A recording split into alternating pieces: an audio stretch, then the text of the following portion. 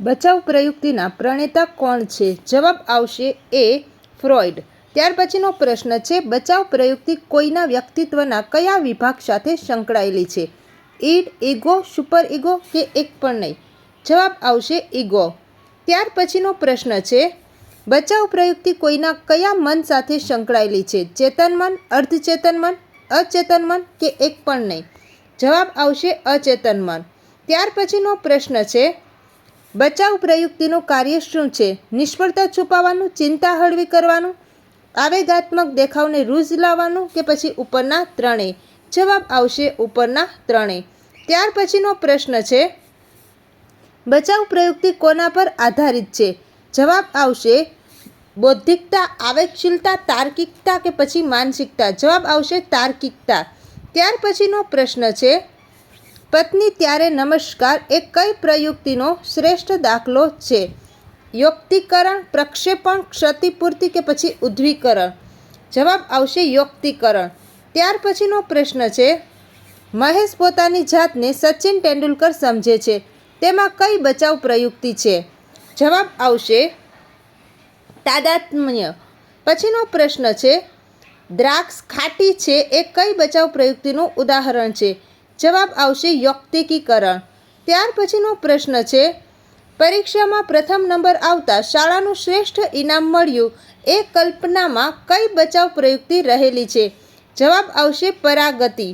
ત્યાર પછીનો પ્રશ્ન છે, મનોજાતીય વિકાસના તબક્કે ઉપજતી સમસ્યાનો ઉકેલ ન મળતા વ્યક્તિ બાલિશ વર્તન કરે છે અને ભૂતકાળમાં સરી પડે છે. આવી સ્થિતિને શું કહેવામાં આવે છે? જવાબ આવશે પ્રક્ષેપણ. ત્યાર પછીનો પ્રશ્ન છે, પ્રેમમાં નિષ્ફળ જનારી વ્યક્તિ કવિ બની જાય તે કઈ પ્રયુક્તિ છે? જવાબ આવશે ઉદ્ધવીકરણ. પછીનો પ્રશ્ન છે, કઈ બચાવ પ્રયુક્તિમાં વ્યક્તિ પોતાની આવેશોને ઉચિત માર્ગે વારવા લશ્કરમાં જોડાય છે? જવાબ આવશે દમન.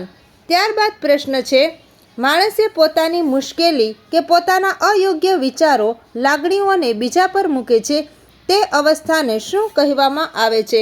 જવાબ આવશે દમન. પછીનો પ્રશ્ન છે, નીચે આપેલ જોડકા યોગ્ય રીતે જોડો. ક્ષતિપૂર્તિ, ઉદ્ધવીકરણ, દમન કે તાદાત્મ્ય? એ લાગણીઓને ઊંચે લઈ જવા, બી અચેતન મનમાં દબાવવા, સી સરખી લાગણી અનુભવી, ડી ખામી પૂરી કરવી?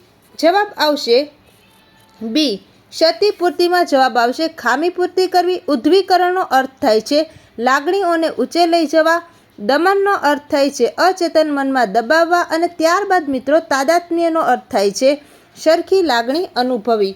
પછીનો પ્રશ્ન છે, બાળક રિસાઈને અંગૂઠો ચૂસે તે કઈ બચાવ પ્રયુક્તિનું ઉદાહરણ છે? જવાબ આવશે અભિમતા. ત્યારબાદ પ્રશ્ન છે, પરીક્ષામાં પાસ ન થતાં શિક્ષકની ભૂલ કાઢવી તેમાં કઈ બચાવ પ્રયુક્તિ રહેલી છે? જવાબ આવશે પ્રક્ષેપણ. પછીનો પ્રશ્ન છે, પિતા ડૉક્ટર ન બની શક્યા તેથી તેના દીકરાને ડૉક્ટર બનાવવા માગે છે તે કઈ બચાવ પ્રયુક્તિ ગણાવી શકાય? જવાબ આવશે પરોક્ષ ક્ષતિપૂર્તિ. ત્યાર પછીનો પ્રશ્ન છે, વર્ગમાં વિદ્યાર્થીઓના અવાજથી ડરેલી શિક્ષિકા ઘરના બાળકો પર ગુસ્સો વ્યક્ત કરે છે ત્યારે તે કયા પ્રકારની પ્રયુક્તિ કહી શકાય? જવાબ આવશે સ્થાનાંતર. એક વ્યક્તિનો ગુસ્સો બીજી વ્યક્તિ ઉપર ઉતારવો.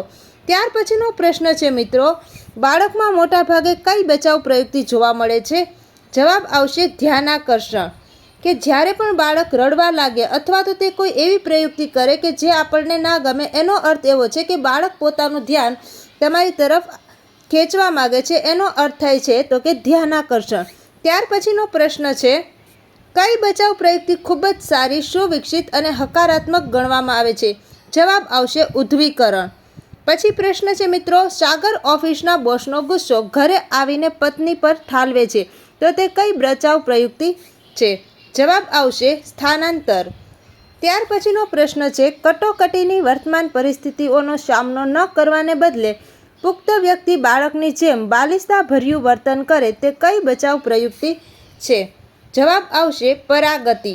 પછીનો પ્રશ્ન છે, વ્યક્તિ હતાશા કે વૈફલ્યમાંથી બચવા જે મનોવૈજ્ઞાનિક પ્રયુક્તિઓનો આશ્રય લે છે તેને શું કહેવામાં આવે છે? જવાબ આવશે બચાવ પ્રયુક્તિ. ત્યારબાદ મિત્રો પ્રશ્ન છે, નીચેનામાંથી અયોગ્ય વિધાન જણાવો. બચાવ પ્રયુક્તિના પ્રણેતા ડૉક્ટર સિગમન્ડ ફ્રોઈડ છે. સાચાને બદલે સારા કારણો રજૂ કરવા એ યુક્તિકરણ છે. અજાગ્રત મનને સમજવાના રાજમાર્ગો એ અભિક્ષમતા છે. ઉણપને ઢાંકવા માટે વ્યક્તિ ક્ષતિપૂર્તિનો આશ્રય લે છે. તો એનો જવાબ આવશે અજાગ્રત મનને સમજવાના રાજમાર્ગો એ અભિમતા છે. પછીનો પ્રશ્ન, બચાવ પ્રયુક્તિઓનો આશરો લેવાથી નીચેનામાંથી કયો રોગ થાય છે? ફોબિયા, સાયકોસિસ, પેરાનોઇયા કે પછી આપેલા તમામ? જેનો જવાબ આવશે આપેલા તમામ. ત્યારબાદ પ્રશ્ન છે, ઝઘડામાં માર ખાઈને આવનાર વ્યક્તિ જણાવે છે કે હું અહિંસામાં માનું છું. એ કઈ બચાવ પ્રયુક્તિનું ઉદાહરણ છે? જવાબ આવશે યુક્તિકીકરણ. ત્યાર પછીનો પ્રશ્ન છે, રૂપાળી પત્ની ન મળતા તે કહે છે કે રૂપ કરતાં ગુણ વધુ સારા. આ કઈ બચાવ પ્રયુક્તિનું ઉદાહરણ છે? જવાબ આવશે યુક્તિકીકરણ, કે જે જોતું હતું એ ના મળ્યું, એની જગ્યાએ કંઈ બીજું મળ્યું, તો એ જે છુપાવવા વ્યક્તિ જેનો આશરો લે છે એને કહેવામાં આવે છે યુક્તિકીકરણ. પછીનો પ્રશ્ન છે, ફેન્ટાસ્ટી એટલે કઈ બચાવ પ્રયુક્તિ કહેવાય છે? જેનો જવાબ આવશે દિવાસ્વપ્ન.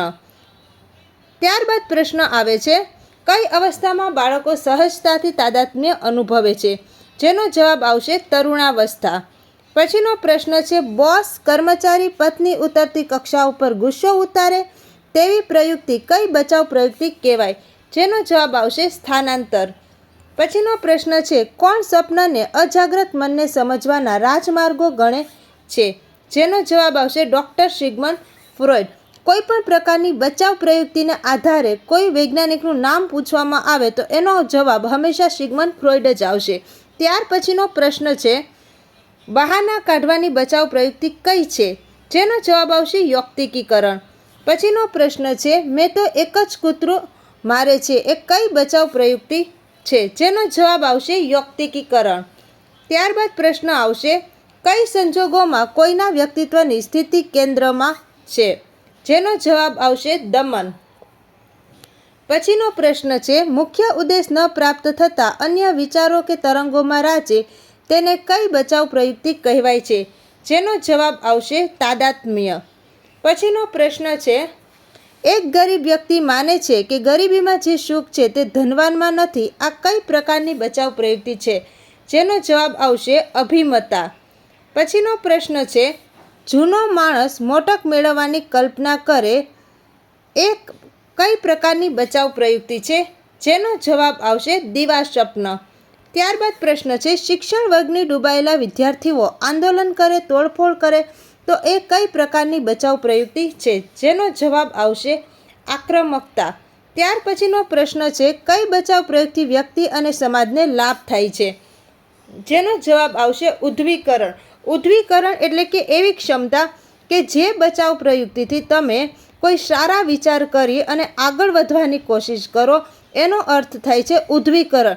એક બાળક છે જે પરીક્ષામાં વારંવાર નપાસ થાય છે, પરંતુ એ બાળક જેનો પહેલો નંબર આવે છે એ એની પાસેથી એવી આશા રાખે છે કે હું પણ પહેલા નંબર આવવા માટે કઈ મહેનત કરું અને કેવી રીતે મહેનત કરું. તો એનો અર્થ થાય છે ઉદ્ધવીકરણ, કે પોતાના વિચારોને કોઈ સારી જગ્યા ઉપર કેન્દ્રિત કરવા, જેથી કરી વ્યક્તિ પોતાને તો ફાયદો થાય જ છે પરંતુ સમાજને પણ થાય છે. તો આ જે પ્રકારની બચાવ પ્રયુક્તિ કહેવાય એ છે ઉદ્ધવીકરણ. ત્યારબાદ પ્રશ્ન છે, દુષ્ટ વ્યક્તિને જોઈને દુષ્ટની લાગણી અનુભવી તે કઈ બચાવ પ્રયુક્તિ છે? જેનો જવાબ આવશે તાદાત્મ્ય. પછીનો પ્રશ્ન છે, ક્રિકેટર બનવાનું સ્વપ્ન સેવતી વ્યક્તિ સારા ક્રિકેટરની રમત જોઈ પોતે સફળ થયાનો અનુભવ કરે છે તો એ આ કઈ બચાવ પ્રયુક્તિ છે? જેનો જવાબ આવશે તાદાત્મ્ય. તાદાત્મ્ય એટલે કે એના જેવું બની નથી શકતા પરંતુ આપણે પણ એ જ છીએ એવું અનુભવ થવાની લાગણી એટલે કે તાદાત્મ્ય. ત્યાર પછીનો પ્રશ્ન, મેં તો સારું જ પેપર લખ્યું હતું પરંતુ મારા શિક્ષકે ઓછા ગુણ આપ્યા. એ જે બચાવ પ્રયુક્તિ છે એ કઈ છે? તો કે પ્રક્ષેપણ, કે જે પોતાનો વાંક હોય એ બીજા ઉપર ઢોળી દેવો, એનો અર્થ થાય છે પ્રક્ષેપણ. પછીનો પ્રશ્ન છે, ફિલ્મમાં અમિતાભ બચ્ચન વિલનને મારે છે ત્યારે તેવી ખુશી અનુભવે છે. આ કઈ પ્રકારની બચાવ પ્રયુક્તિ છે? જેનો જવાબ આવશે તાદાત્મ્ય. પછીનો પ્રશ્ન છે, શાળાએ મોડા આવીને અનંત જુદા જુદા બાના કાઢે તો આવા વર્તનને શું કહેવામાં આવે છે? જેનો જવાબ આવશે યૌક્તિકીકરણ. એટલે કે કોઈ પણ જેનાથી ભૂલ થઈ છે એ પોતાની ભૂલ છુપાવવા માટે અલગ અલગ બહાના કાઢે, તો એનો જે જવાબ આવશે એ છે યૌક્તિકીકરણ. પછીનો પ્રશ્ન છે, પરીક્ષામાં ઓછા ગુણ મેળવનાર વિદ્યાર્થી પરીક્ષકનો વાંક કાઢે તો આ કયા પ્રકારની બચાવ પ્રયુક્તિ છે? જેનો જવાબ આવશે પ્રક્ષેપણ. એક ગરીબ વ્યક્તિ માને છે કે ગરીબીમાં જ સુખ છે, જે ધનવાનમાં નથી. આ કયા પ્રકારની બચાવ પ્રયુક્તિ છે? જેનો જવાબ આવશે યૌક્તિકીકરણ. પછીનો પ્રશ્ન છે, કોઈ વ્યક્તિ પોતાનું વર્ચસ્વ સ્થાપવા બિનજરૂરી હસવા કે હસાવવાની આદતો વિકસાવે છે. આ કયા પ્રકારની બચાવ પ્રયુક્તિ છે? જેનો અર્થ આવે ક્ષતિપૂર્તિ. ક્ષતિપૂર્તિ એટલે કે પોતાની ઉણપ છુપાવવા કંઈ બીજા જ અર્થ કરે તો એનો અર્થ થાય છે ક્ષતિપૂર્તિ. ત્યાર પછીનો પ્રશ્ન છે, બાળક રિસાઈને અંગૂઠો ચૂસે તે કયા પ્રકારની પ્રયુક્તિ અનુલક્ષે છે? જેનો જવાબ આવશે અભિમતા.